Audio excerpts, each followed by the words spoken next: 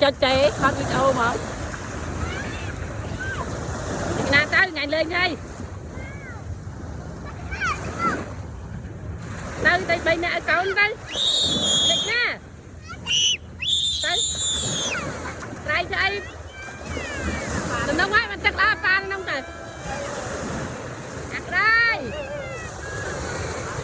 đừng nông quan việc lớp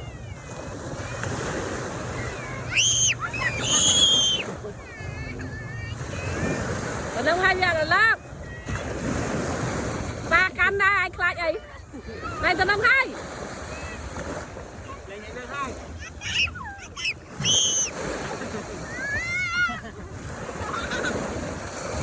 mau tao nâng là mua hả? Ai nói tao nâng là mua quay tao nia vậy? Anh ăn mua.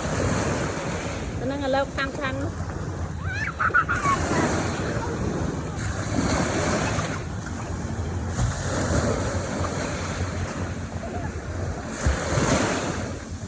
Chết đây. Ê chết chết. Chết đây.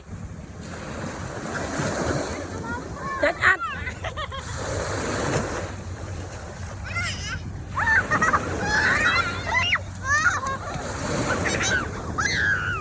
Để mùi pa đây pa được ra đây đu lên là một trăng đu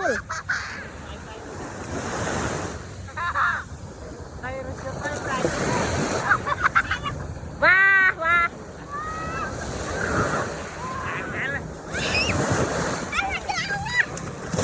ai là tao nâng ở lớp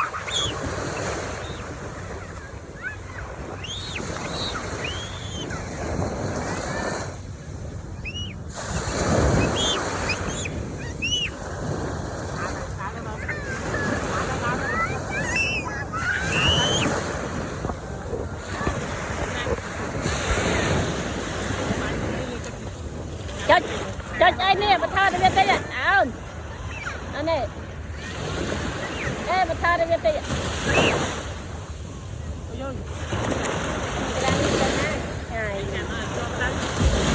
cho chẳng cho hai tạ nó phải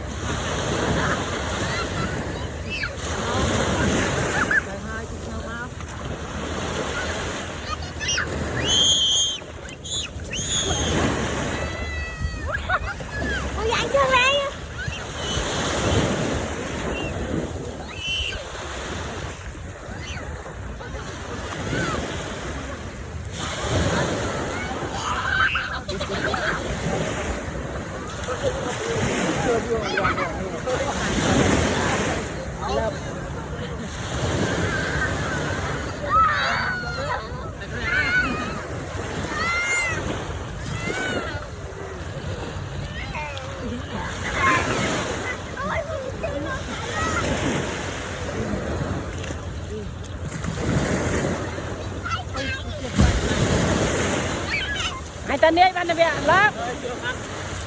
Khắp ta nam mấy đây à? Chưa cả.